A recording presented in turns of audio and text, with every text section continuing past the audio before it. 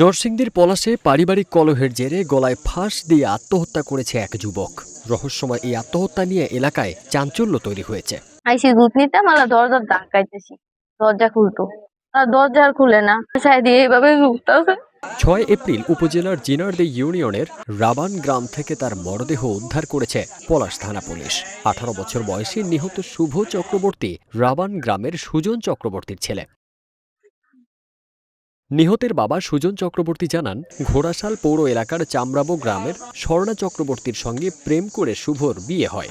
তাদের ঘরে ৮ মাসের এক ছেলে সন্তান রয়েছে। তাদের দাম্পত্য জীবনে মাঝে মধ্যে ঝগড়া হতো। ৫ এপ্রিল বিকেলে স্বর্ণা সন্তানকে নিয়ে বাবার বাড়ি চলে যায়। পরে রাতের কোনো এক সময় ঘরের ভিতরে দরজা বন্ধ করে বিমের সাথে গলায় ফাঁস দিয়ে আত্মহত্যা করে শুভ চক্রবর্তী। ব্যাপারে ফ্যামিলি যে সিদ্ধান্ত দিয়েছে বউ এইভাবে চলছে, আমার কথা মূল্যায়নই করে নাই।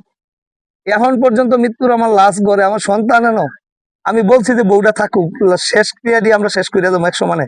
বউ আমি পালমু, সন্তান আমি, নাতি আমি পালমু, আমার সেই কথাটাও মূল্যায়ন তারা দেয় নাই। এদিকে ৬ এপ্রিল সকাল ৯টার দিকে ছেলের খাবার দুধ নিতে স্বামীর বাড়িতে আসেন নিহতের স্ত্রী স্বর্ণা চক্রবর্তী। পরে ঘরের দরজা বন্ধ দেখে অনেক ডাকাডাকি করেও স্বামীর সারা শব্দ পাননি। এ সময় স্থানীয়দের সাহায্যে ঘরের দরজা ভেঙে দেখেন শুভর মরদেহ ঘরের বিমের সাথে ঝুলছে। পরে খবর পেয়ে দুপুরে পুলিশ ঘটনাস্থলে পৌঁছে তার মরদেহ উদ্ধার করে।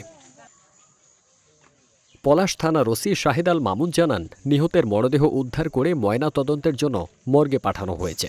এ ঘটনায় তদন্ত করে আত্মহত্যার কারণ উদ্ঘাটন সহ আইনগত ব্যবস্থা নেওয়া হবে। ফারদিন সানি, রূপালী বাংলাদেশ।